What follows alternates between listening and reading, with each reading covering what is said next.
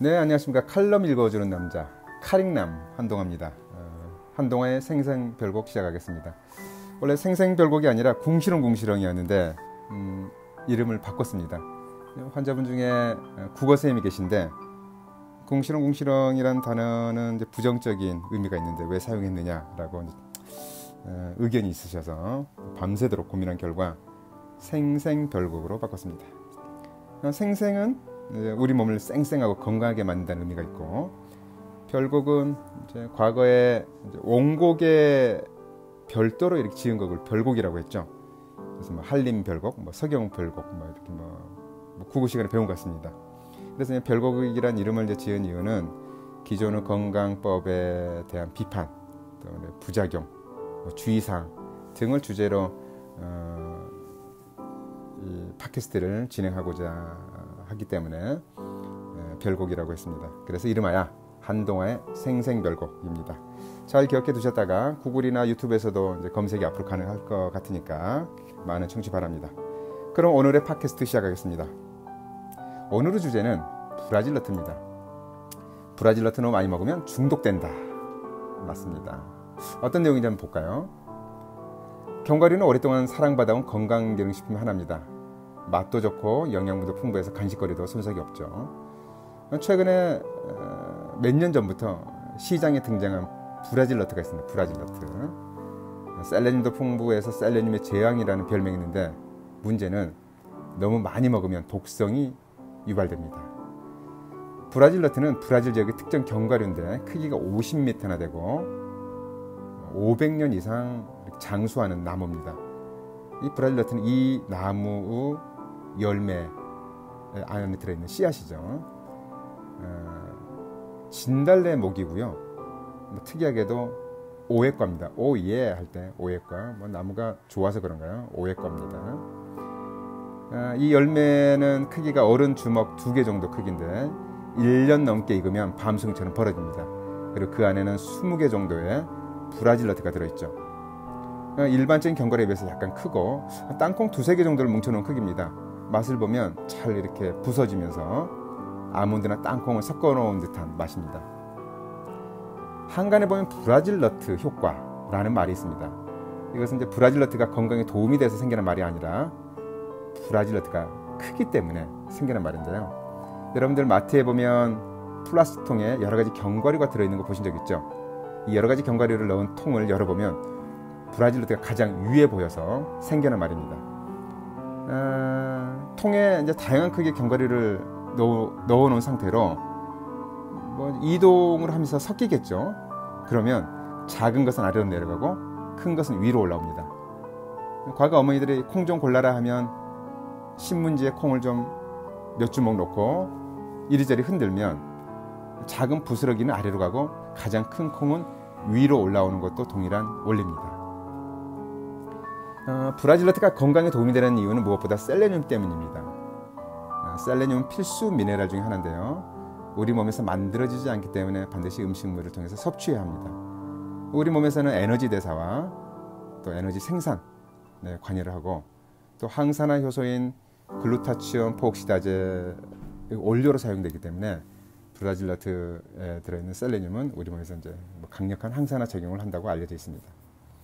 셀레늄은 다양한 동식물에 포함되어 있습니다.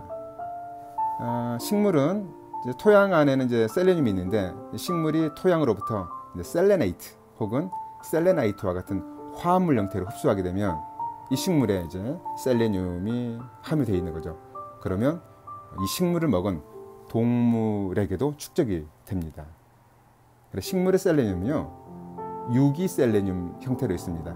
유기셀레늄은 단백질과 결합된 상태로 있는데 무기셀레늄에 비해서 흡수율도 좋고 독성도 적고 또 체내 축적이 잘 된다는 장점이 있습니다.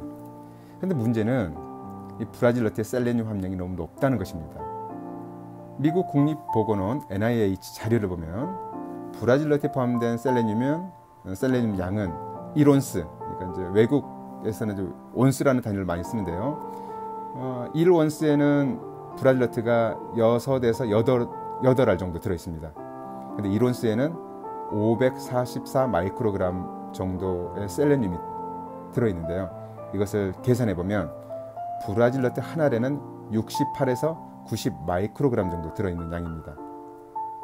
그런데요, 성인의 하루 셀레늄 곤장 섭취량은 55 마이크로그램입니다. 임신 중에는요 60 마이크로그램이고 수유 중에는 70 마이크로그램으로 좀 약간 이제 높아지죠.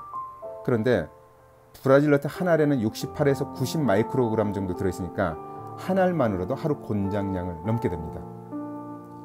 또 상한 섭취량이 있습니다. 상한 섭취량은 400 마이크로그램이기 때문에 하루 6알이면 충족합니다. 그래서 브라질 너트를 하루 6알 넘게 먹으면 안 되는 거죠. 셀레늄 중독을 보통 셀레노시스라고 합니다. 셀레늄 많이 먹으면 중독이 된다는 거죠. 흔한 부작용으로는 복통, 메스꺼움, 느글거리기도 하고 설사 등이 나타납니다. 그리고 머리카락이나 손톱이 쉽게 부러집니다. 피로감도 생기고 피부에는 발진도 생기고 신경이 예민해지고 숨을 쉴 때 입에서 마늘 냄새가 나고 또 금속맛, 혀에서는 금속맛이 느껴지기도 합니다. 이런 셀레늄 과량 섭취에 대한 부작용은 셀레늄 보충제로 섭취했을 때 이제 흔하게 나타나는데 식품을 통해서 섭취를 하는 경우에도 나타날 수 있습니다. 머크 매뉴얼이라고 있습니다. 이건 이제 의학 가이드 같은 책인데요.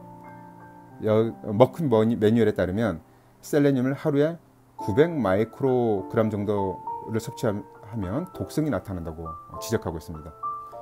브라질 너트로 따지면 10개에서 13개 정도면 900 마이크로그램을 넘게 됩니다. 자료를 많이 찾아보니까요, 브라질 너트에는 방사선 원소인 라듐 함량도 굉장히 높은 걸로 나와 있습니다. 대부분의 식품에는 어느 정도 라듐이 포함되어 있는데요, 바나나에는 1pci, 1kg당 1pci 정도가 들어있습니다. pci는 방사선 세기의 단위인데요, 피코큐리라고 있습니다. 당근에는 0.6에서 2 피코큐리, 그러니까 1kg당. 감자 1kg당에는 1에서 2.5 피코큐리가 들어있는데 브라질 너트에는요 1kg당 1000 피코큐리나 되는 정도의 많은 양이 들어있습니다. 거의 약 1000배죠. 이것은 땅의 오염 문제가 아니라 브라질 너트의 뿌리가 땅 속에 매우 광범위하게 뻗어 있기 때문입니다. 브라질 너트의 셀레늄 함량이 높은 이유도 이와 관련이 있어 보입니다. 그래서 이 뿌리가 셀레늄을 고농도로 흡수하는 것이죠. 그렇다고 해서 브라질 너트가 지금 암을 일으킨다라고 말하는 건 아닙니다. 주의를 하라는 거죠. 브라질 너트 하루 적정 섭취량은 2개입니다. 2개. 2개 정도면 충분합니다. 그리고 만약 브라질 너트와 다른 견과류를 함께 섭취를 하신다면 다른 견과류의 섭취량을 줄이시는 게 좋습니다. 칼로리가 높기 때문이죠. 브라질 너트는 이제 너트라는 이름이 붙어 있지만 너무 많이 드시면 중독될 수 있는 견과류라는 점을 명심하시기 바랍니다. 결론적으로 브라질 너트는 욕심낼 견과류가 아닙니다. 네, 오늘 한동아의 생생별곡 주제는 브라질 너트였습니다. 자, 오늘 한동아의 칼럼 읽어주는 남자 카릭남 한동아 팟캐스트는 이걸로 마치고 다음 주에 좀 더 유익한 내용으로 찾아뵐 수 있도록 하겠습니다. 청취해 주신 여러분 감사드립니다.